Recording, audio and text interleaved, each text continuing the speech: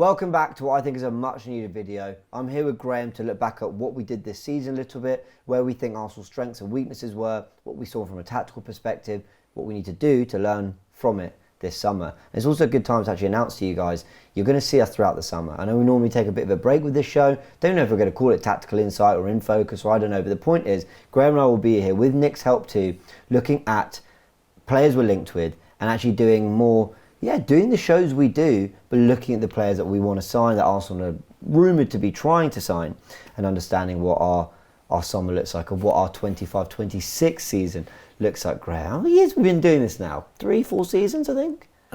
We must have done 4 full seasons. Four seasons. And Wow. the next season will be the 5th. Wow, there we go. Time flies, doesn't it? But Graham, welcome back. And look, I'll just fly straight into it.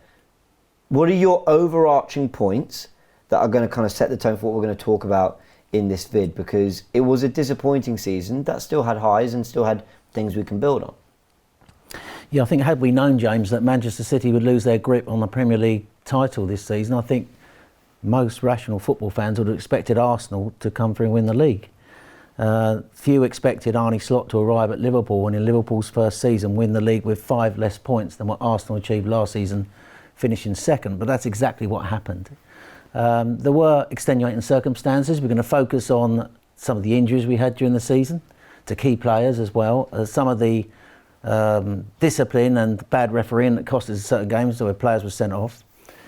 But I think generally when you look back on the season, there will be 2 key areas for me in the season where I think were crucial in the fact that we didn't challenge Liverpool for the title. I think the first period of games, I think between late October and November the 10th, where we didn't win for 4 games, having made a reasonable start despite losing Odegaard. And Liverpool then started to really get on a roll with wins, and we went 4 winless games. But I think after losing Havertz and Jesus and Saka, the next crucial period where we just fell away and couldn't challenge them and they counted to the title was that period between mid-February and May the 11th, where we only won 3 in 11 games. A lot of draws there where we took leads and surrendered the leads.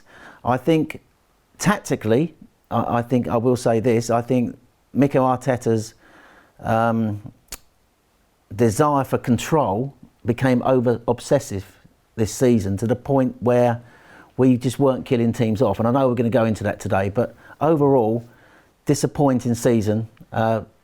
Slightly, obviously, slightly you could say the fact that we had a run in the Champions League, the semi-final, made it look respectable. But at the end of the day, we went trophyless and Tottenham upgraded from the Audi Cup to the Europa.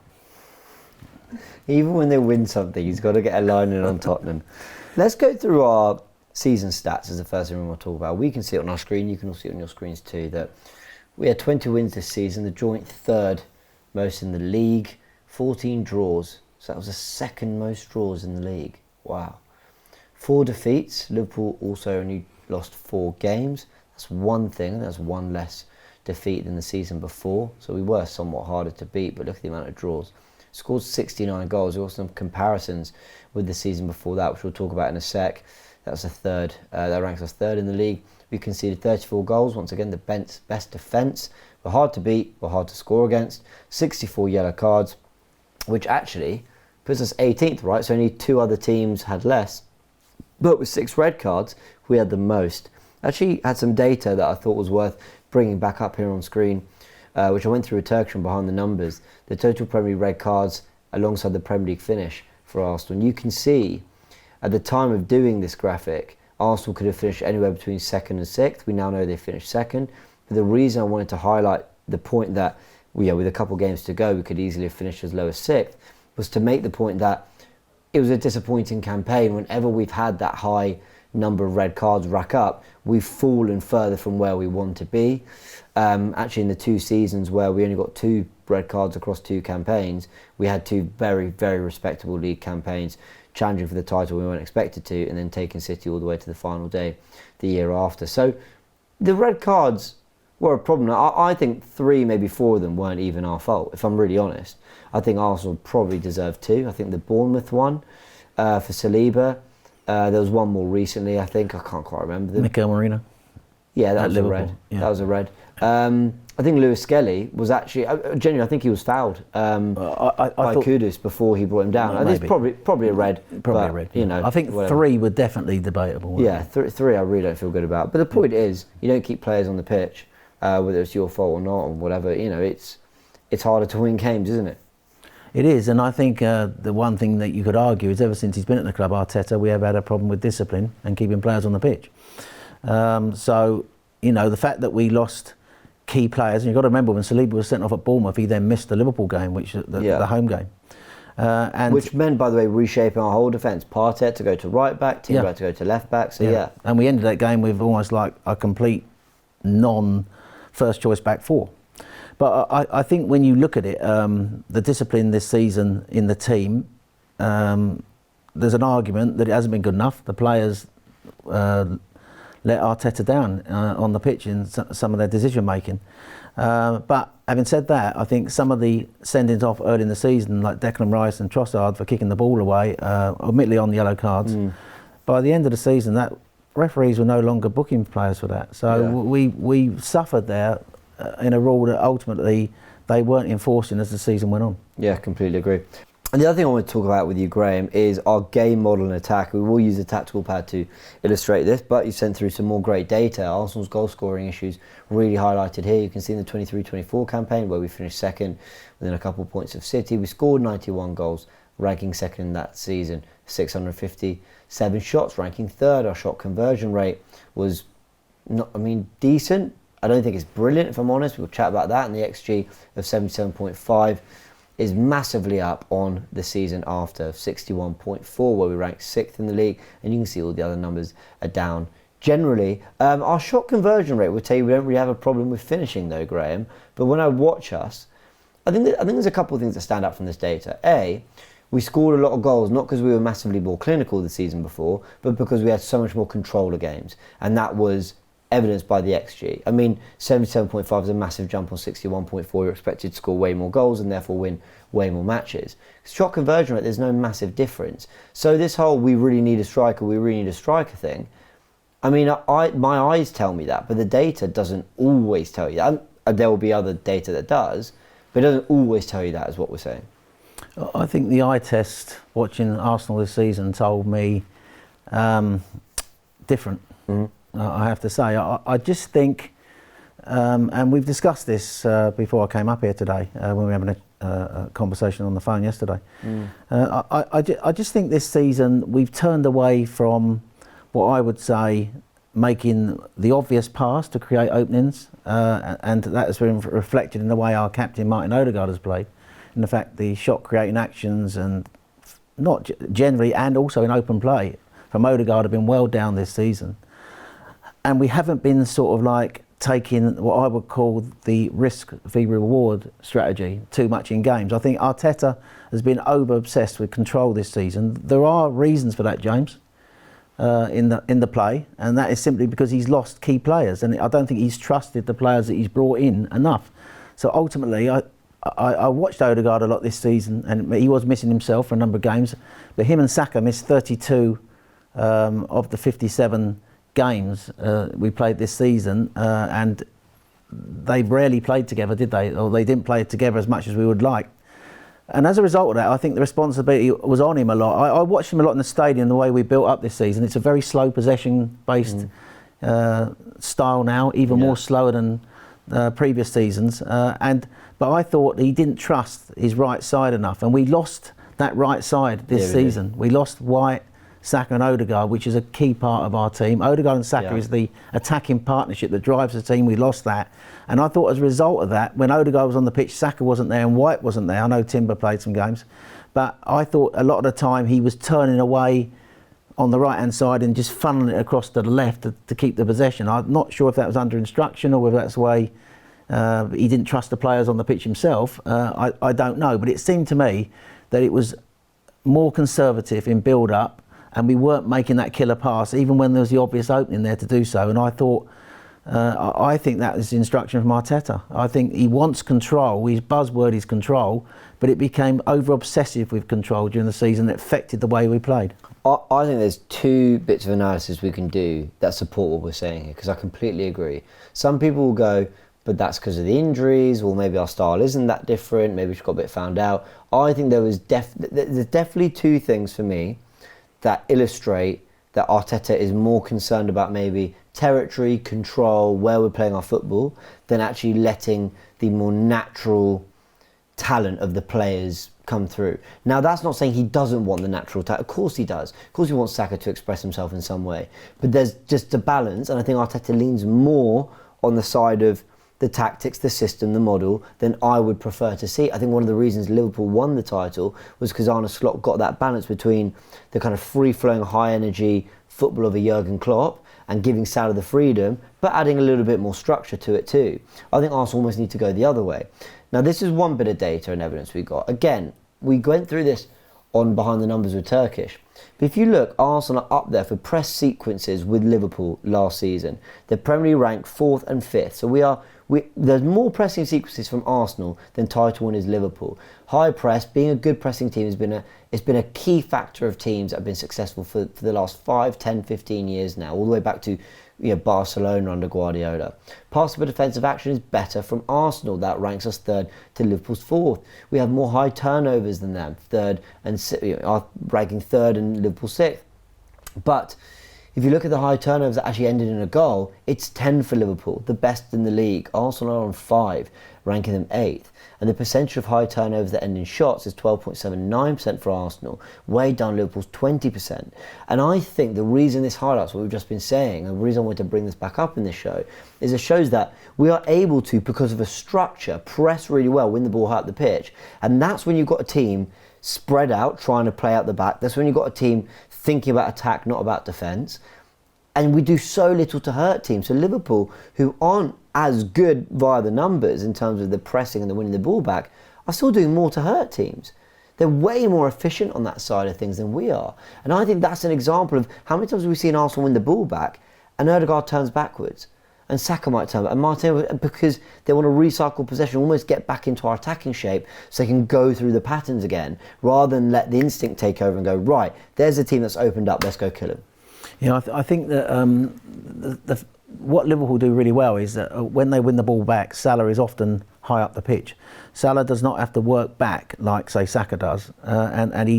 What Slot did really well with him this season was he left him high up the pitch, so that he was always in a position where they could get the ball to him quickly, and he could literally, in that high turnover, when they win the ball back, get a defender one-on-one. How often the difference between Saka and Salah, when I watch the two players, when we get the ball to Saka, they're always back in position and they've got players coming across. We don't get the ball to him quick enough, and often he's working back to win the ball back, and then he's got to get up there to attack. Salah is always in a position where they give him the ball, and how often I look at the game sometimes, I think it's a different game with Salah. As great as he is as a player, he's always put in positions where he can work his magic. I think one thing about Arteta is, I think you have to understand the evolution of Arteta over the last 3 years. James, just quickly, 3 years ago, when that first title run ended second, when we led by 8 points and we fell away at the back end of the season because we were literally giving the ball away and teams were countering on us and scoring goals. For example, we lost Leeds at Southampton. We lost Leeds at home to Southampton, which was 3-3. We lost Leeds at Liverpool and West Ham.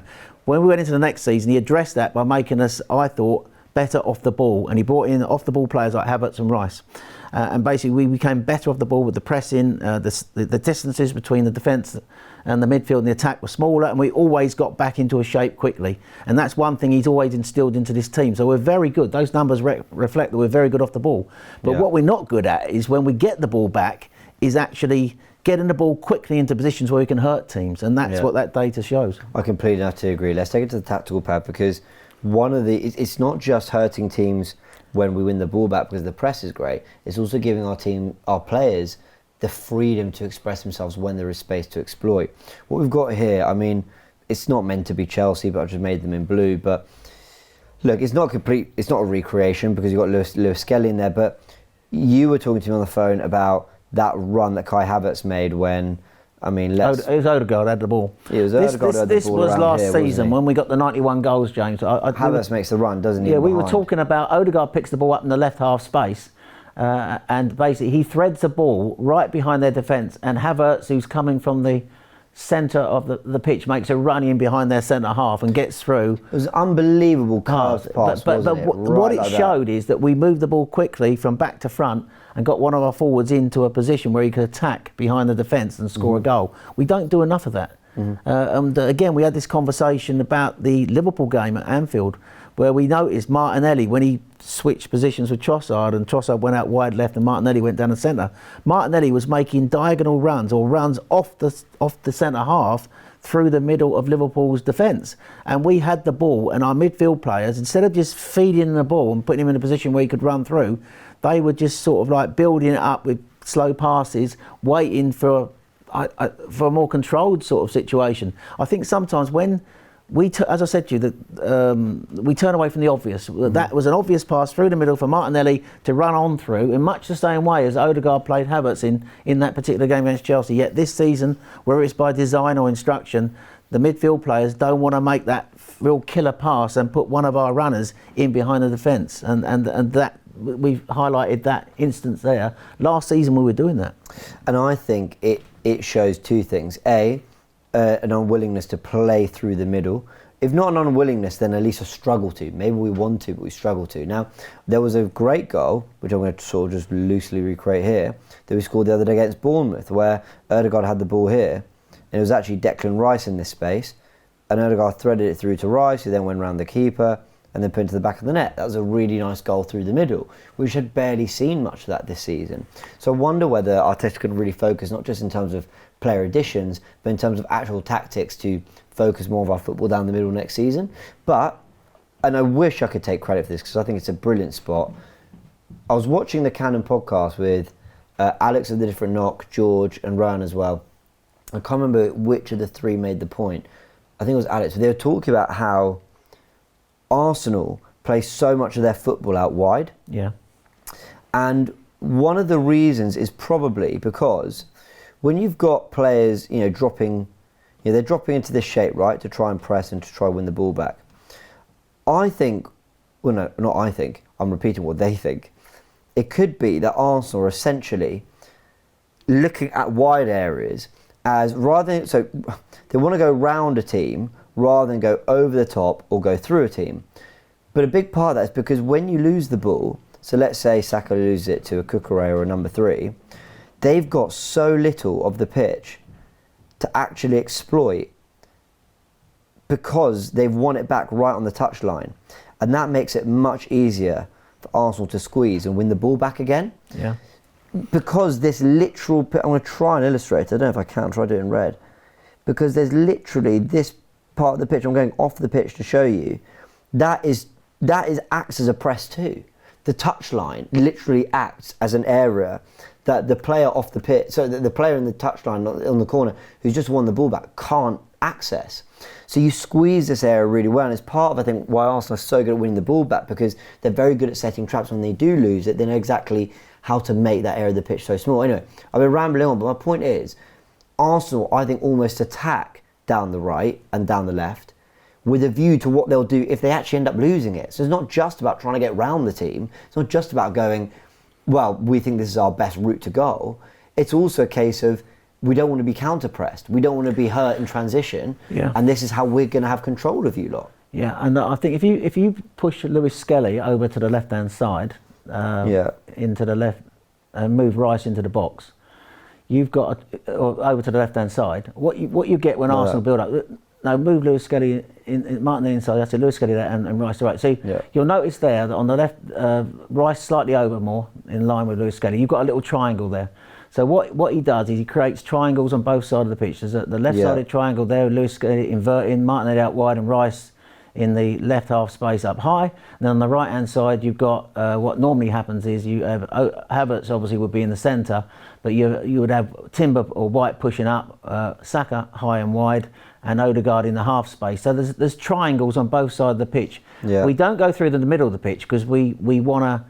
Obviously, teams congest the middle of the pitch, James, as well. But what we do is we try and build up in wide areas because that's I think Arteta, in my opinion, feels that's the quickest and smartest way to go. Yeah. And then, as you quite rightly said, when we lose the ball, we're in a position quick to get back into shape so they can't play out. I think that's the tactics that he's looking for.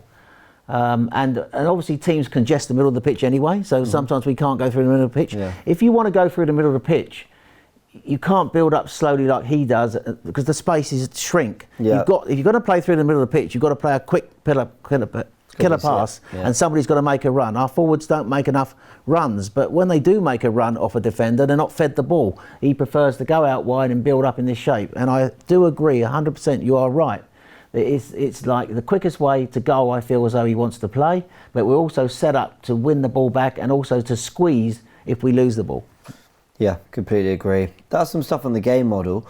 I want to show you this graphic because it sort of shows why maybe are wanting to control games and control territory and be quite specific about how we play our game, where we play our game, is maybe not allowing us to build on leads and actually letting the game get a bit more chaotic, because you know what, it might open up but we can score goals because of it. So these are dropped points in games from games in which we've led. Brighton the opening day, okay, we can blame the Declan Rice red card, but Man City again, I think that was a pretty good draw. Yeah, it feels harsh to kind of mention it, but probably needs to be. Liverpool, again, the injuries. I mean, look at those first three, and my feeling is it's a shame we threw away those leads, but I can kind of understand them. Just quickly, James, I think the first four, Brighton at home, the Rice sending off when we were in control of the game, affected that was 1-1. City, we were leading, Trossard gets sent off, and we literally nearly hung on for a 2-1 win. They scored in stoppage time. Liverpool 2-2, we were denied what I call was a perfectly good goal by Havertz. We should have won that game. Yeah. So we were unlucky there, but we led twice, I think, in that game, didn't we? And they come back to get a draw. And they scored late on through Salah. Chelsea. I think that was a poor one to give away. I know they were a good team. Chelsea. Yeah. No, Neto scored a late, brilliant goal, didn't he? We led that goal. I still don't think we should have. I think the four that we need to highlight that were really worrying is the Brighton game. Again, we had you could argue the penalty was dubious. You know, the clash of heads. Yeah. But the Villa game, we led 2-0 and they pulled it back to 2-2. Yeah. The Everton game and the Palace game were really bad giveaways when we were in control of those games. Mistake in the Palace game to give them a draw. Everton, again, we were in control. There's another one, by the way. Sorry, Brentford at home. We were 1-0 up, yeah. Anyway, there we go. We're letting you know now. It might not be on the graphic. It's just, we didn't say it was all of them. But yeah, Brentford at home. Do you remember 1-0 up? Thomas Partey scored and then they equalised at the Emirates. I think this was the week before Real Madrid, or just before Real Madrid. Yeah, you might be right. Yeah, anyway, there we go. So it's happening a lot. It's happening a lot this season. Well, the point is, we are right. We and I think, just my view is, the reason why we dropped points from good positions is, I think because Arteta, when we've led, we haven't got them killed teams off. We've taken the lead, and we've sat on it, and that's partly because we haven't had the resources, and he hasn't wanted to take too many risks with the players he's got, almost like he doesn't trust some of the forward players. So we've sat on leads and it's cost us. Yeah, completely agree. Let's talk injuries. Of course, it's been a part of our season. We talked red cards, we talked tactics, injuries was a part of it. Odegaard missed 13 games in all competitions between September 15th and November the 9th. Saka missed 19 games, December 22nd to March 31st. Kai Havertz missed 18 in all comps, February 15th to May 17th. Gabriel Magalhaes missed the last 12 games in all competitions after April the 1st, and Gabriel Jesus missed the last 29 games in all competitions after Jan the 4th, going off with an ACL against Man United in the FA Cup. This graphic here by Sky Sports tells you a lot. Arsenal players who missed 7+ games this season. Ben White, Tomiyasu, Gabriel Calafiori, what a back four. That's a starting back four. That's a very, very, very good back four. Odegaard, Marino, Zinchenko, but then Saka, Havertz and Jesus tells you just so much we need to know about, not just our problems in terms of... Well, it just tells... That was the area we had injury. We struggled to score goals anyway because of the football we play, but when you don't have your two starting strikers, it makes it a bit harder, doesn't it? Yeah, and we had most injuries in the league this year, 27, but that's where the club let him down. Yeah. And you've talked about on Forever Arsenal with Turkish, I know his views on it. They just didn't go in and support him in the transfer market. It was very poor at the start of the season. We didn't get in the striker we needed, but they definitely had no reason not to get him a striker in January. And ultimately, you know, I believe the club failed him. Yeah, totally agree. Set pieces though. Still good at set pieces. Yeah, still good at set pieces. I mean, the big one was that you can see we actually scored less set-piece goals. We scored 20 in the 23-24 campaign, an XG of 14.9, but our XG was almost up there at 14 this season with 13 goals in the league score from set-pieces. We're good at them. We are starting to concede quite a few. That's worrying for me. The way we're now high in the numbers for conceding from set play. So whatever Nicolas Jover's doing to the attack, he needs to start doing. Well, I think Gabriel and Havertz have been massive misses. Yeah. Havertz at the front post, Fair point. and Gabriel helps organise it. Saliba is 6'3", and he is a very physically commanding player, but he's not actually brilliant in the air. He's good, he's not brilliant. We obviously said that whilst looking back on the season, we wanted to look a little bit ahead to what we think needs to be done in the summer. I've made a list that I may as well have called James's target list, but I've included your name as well, Graham, because I think we could debate some of these. It's what we want this summer. We agree on the second goalkeeper. Yeah. We need number 2. So then my question is, would you spend 25 million on Joan Garcia? Yeah, if we could get him, if we could afford him. They've said there's money to spend. Yeah. He's a quality keeper. The question is, will he come and be number 2? Do we need a quality goalkeeper? Second goalkeeper. Do we need another Raya Ramsdale situation? Well, I think we need a quality keeper. I think the Raya Ramsdale situation last season was how it was done made it difficult. If a goalkeeper's coming in, he knows he's coming in to compete with Raya. Yeah. So I would like to see a quality keeper come in. Whether it's Garcia, I do think we need a quality keeper. But the situation with Ramsdale and Raya is slightly different because of what was going on, what we heard about, what Ramsdale was promised, and then Raya came in. It was just the whole thing was just badly handled that created that situation. But this will be different because a number 2 would come in knowing that Raya's the number 1. It might put off a good goalkeeper wanting to come in. You know, and I saw the other day we've been linked with Emil Martinez. You know, Martinez, I did see that. I just couldn't believe that when I heard that because there's no way he's not going to come and to be number 2. So, but I do think we need a keeper. So looking at your wish list, I agree we need a keeper, a number 2, and I would spend a reasonable money on a keeper. Okay, fair enough. So the right-footed defender, there was some debate. We slightly disagree on this, don't we? Yeah, you disagree. Ryan on production disagrees. Okay, here's my justification. Are we ready? I think we need another defender because we're going to lose Tierney, we're going to lose Zinchenko. Lewis Skelly's a midfielder long term. So I think we need a defender in there, believe it or not. Another year we need a defender. We are so covered in terms of numbers with White, Timber, Tomiyasu, Saliba. Those 4 play, Saliba plays centre-back and the other 3 are right-back / centre-backs. So the numbers are there. But you got Tomiyasu, who's not fit till maybe October, November at best. You got Ben White, who's not rediscovered his best, has had surgery, has been kind of in and out. And Timber has just had surgery again, has just put up a monster campaign after an ACL injury. And I actually think we should be prepping for, like I said, the players that are leaving. You had a right footer in there. You're covered with Kivior, Calafiori, Gabriel, Lewis Skelly at left back and left centre back. I'd add a right footed defender. I think we need one. I think that's why we wanted Howson, because he's 2-footed and can play across, the 2 centre back positions. Well, if you're going to be greedy, why not? I wouldn't say it's a priority. No, I wouldn't spend 50-60 million on this player. The one thing I would say is, and this is something I want to debate you in a future show, if we get an attacker in, say like Gokaris, or somebody who's pacey, I would like to see Arsenal think about the tactics. We've talked today about the slow build-up sometimes. Yeah. If you had overlapping fullbacks, you got people bombing down, because he's going to be in the box. We're going to change.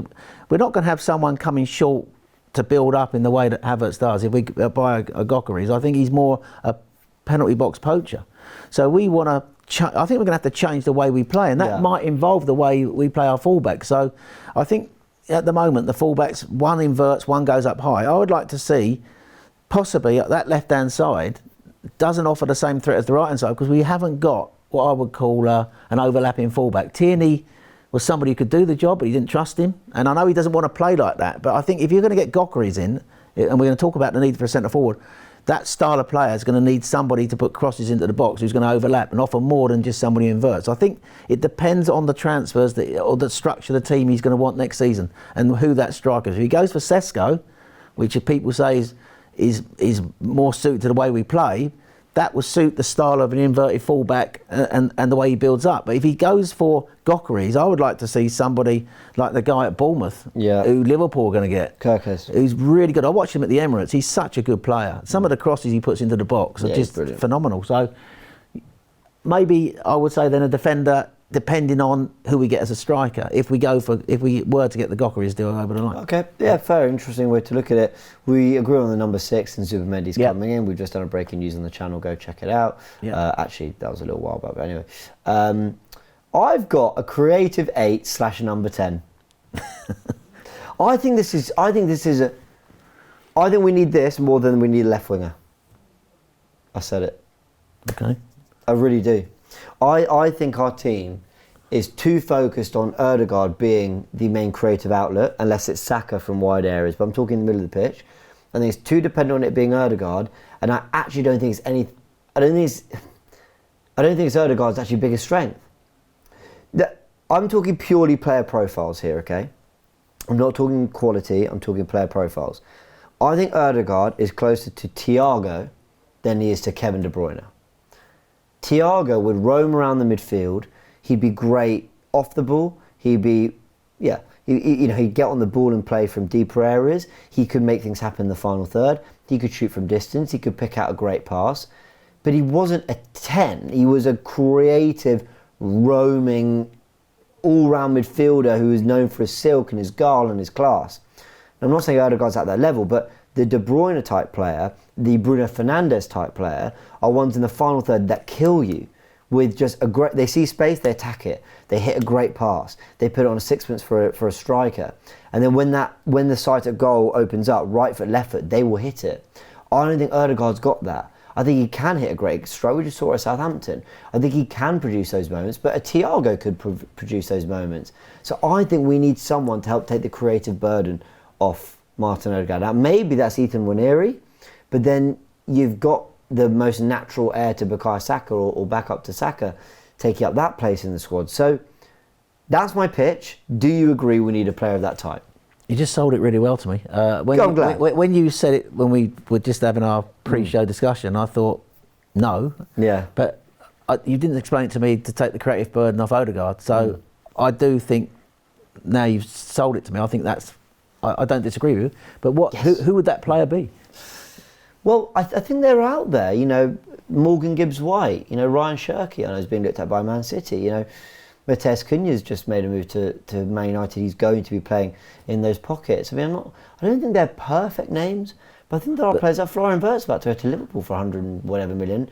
Look, I'm not saying... According to Danny Murphy, the league's over next season with him going to Liverpool. Yeah, you were saying, maybe he's a class player. I think Musiala's a better player than him, that's what I will say. But, so just coming back to our discussion here, so you would rather have a creative 8-10 for Ødegaard than basically a wide player, because... I think we need both. We're being linked to Rodrigo. I think the wages he would want would be obscene. Williams I think the wages he would want would be obscene. But they're the type of players we've been linked with. So you'd rather have a creative 8-10 to take the burden of Ødegaard than strengthening that left-hand side and give... Because the argument against what you're saying is that we want, as good as Martinelli is, we want the same level. Bukayo Saka is levels above Martinelli, and we want somebody on that side who replicates what Bukayo Saka could do. So that's the argument against it. You know what? I totally hear it, because basically, is there a world in which Ødegaard, Zubimendi and Rice, or Ødegaard, Partey and Rice are a sensational midfield? Yes. With Saka, a new striker and left winger, that is mouth-watering. That feels exciting. But the way I'm looking at it is more from the perspective of, if you add that proper central midfielder or 10 or whatever, you know, that type of player I just broke down, with the striker we've got, I think Martinelli and Trossard's levels go up. I think they will catch up to the levels of having another creative type, of having an actual 9 to hit, to play off. And I think we have more internal solutions for the left wing than we do for having another creative player in the squad. I think we literally have no one. I mean, you could say Nwaneri. I think he's more of a final third finisher type player, but he's very talented. He might develop that. He might have it. We just haven't seen as much of it. People are talking about Max Downer. The guy's 15, I think, which is crazy.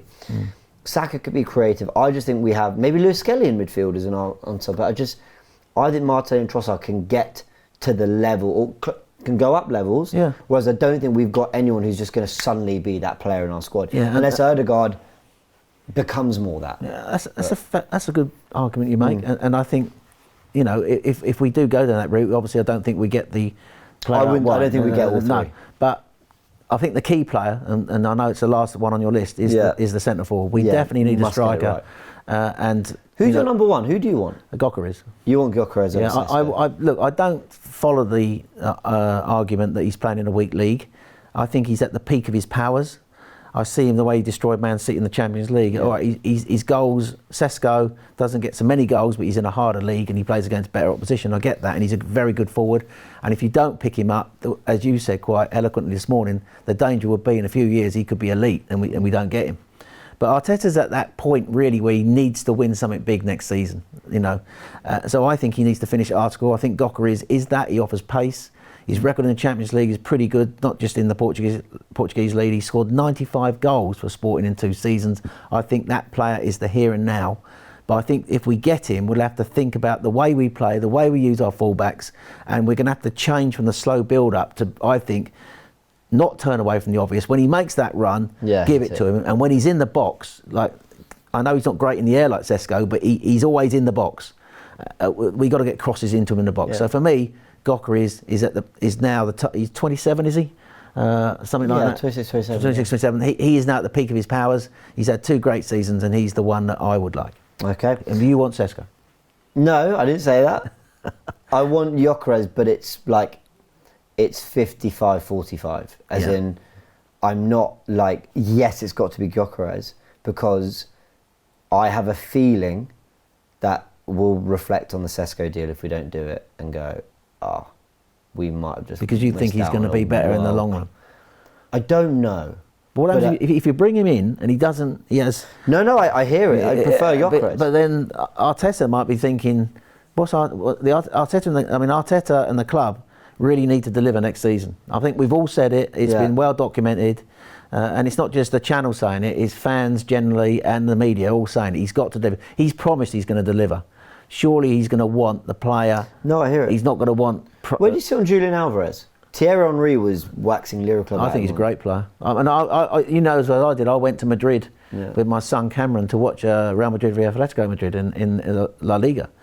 I know he only got a penalty that night, but his movement he can play right across the front line. Yeah. And he's so adaptable. He's a great player. And I wouldn't be against that. I think that. But obviously I would rather have Gyökeres than Alvarez. But Alvarez and Gyökeres? Oh, here we go. Well, if you're going to be greedy, I'm going to be greedy. Yeah, I don't blame you at all. Just a word on Lewis Skelly and Nwaneri, who I think have been 2 of the real shining lights this season. Yeah. I mean, the academy doing its thing. A big congrats to the Arsenal women and winning the Champions League, of course. But from the men's first team perspective, seeing Lewis Skelly and Ethan Nwaneri come through, I think, was one of the few real success stories for the club this season. Yeah, I think to be in the stadium when he scored his first goal for Arsenal, which I think was against Man City, was fantastic. His performances in the big games, we haven't really touched on it, but the performances in the Champions League, he didn't look out of place against PSG or Real Madrid. He's so strong, he takes the ball in his stride. I think he's been the breakout player of the year. Yeah. We found 2 really good young players, and as much as we look back on this season with no silverware as not a great season, the club is well placed going into next season with these young players, and also Dalman, who looks phenomenal. He's playing in an age group he's far beyond that. But I think, this season, slightly disappointing, but I'd still rather be in our position than our North London neighbours. I'm not just saying that because I'm just being honest here, because I just think we have to remember who we are and where we are. And I think that but we have to deliver next season, and the manager has to deliver next season. Totally agree. We will be here throughout the summer. Like we said, it's not that you're not going to hear from me and Graham now till August. Me, Graham, and with the help of Nick J. France as well, we'll be here on these sofas when we are linked to players. We're going to try and make a weekly show. We will do our best to make it a weekly show because there's so many links and rumours and reports. We want to find out who are these players that Arsenal want, why do they want them, and doing breakdowns here on the channel. So go subscribe to AFTV. A big thanks to Graham for your help as always, and all the prep guys. The work he does is sensational. So show some love for Graham in the comments. Big thanks to production. Subscribe to the channel, and we'll see you all very soon.